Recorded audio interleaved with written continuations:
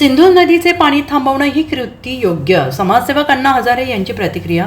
जम्मू काश्मीर येथील पहलगाम येथे गेल्या आठवड्यापूर्वी 4 अतिरेक्यांनी पर्यटकांवर भ्याड हल्ला केला आणि या अतिरेक्यांनी पर्यटकांवर केलेल्या बेछूट गोळीबारात 27 पर्यटकांचा मृत्यू झाला. या घटनेनंतर संपूर्ण देशभरातून तीव्र संताप व्यक्त केला जातो आहे. अशातच भारताकडून पाकिस्तान विरोधी 5 मोठे निर्णय घेण्यात आले. यामध्ये सिंधू जल करार स्थगिती करण्याचा मोठा निर्णय घेण्यात आला. या घडामोडी दरम्यान ज्येष्ठ समाजसेवक अण्णा हजारे यांनी पहिल्यांदा या घटनेवर भाष्य केले. पर्यटकांवर हल्ला करणं हा सगळ्यात मोठा दोष आहे.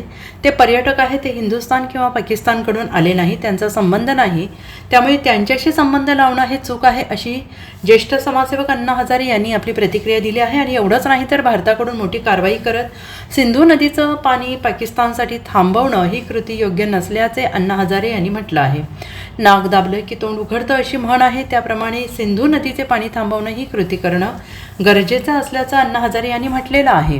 पर्यटकावरती हल्ले करणं हा सगळ्यात मोठा दोष आहे. ते पर्यटक आहेत, ते तुमच्या हिंदुस्थान पाकिस्तान यांच्यासारखे आलेले नाहीत, त्यांचा संबंध नाही, त्यांच्याशी संबंध लावणं हे बरोबर नाही. सिंधू नदीचं पाणी जर थांबलं, नाक दाबलं तर तोंड उघडतं असे म्हण आहे. हे नाक जर दाबलं तर तोंड आपोआप उघडेल, म्हणून ही कृती करणं गरजेचं आहे. Bureau report SBN Marathi.